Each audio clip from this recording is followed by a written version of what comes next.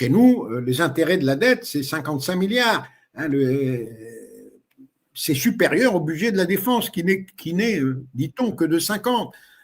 Donc, si vous voulez, pour contre-attaquer, il faut en avoir les moyens. Et aujourd'hui, finalement, l'Occident otanien s'est dépouillé d'un grand nombre de ses moyens en les donnant à l'Ukraine, de ses moyens militaires, mais la machine industrielle destinée à refaire de l'Occident otanien une puissance militaire, elle n'est toujours pas en route, cette machine-là.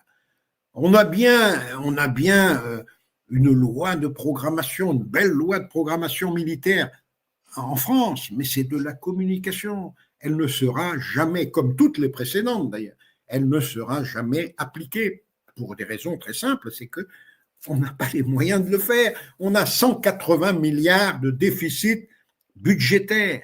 Ça veut dire que donner 1 milliard de plus à la défense ou 2 milliards de plus, c'est creuser la dette toujours davantage. On est dans la dette, là.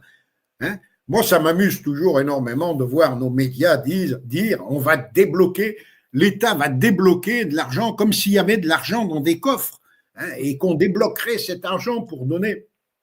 Mais dans nos coffres sont percés. Hein, il n'y a que de la dette, hein, et de la dette qu'on n'arrête pas de creuser la dette.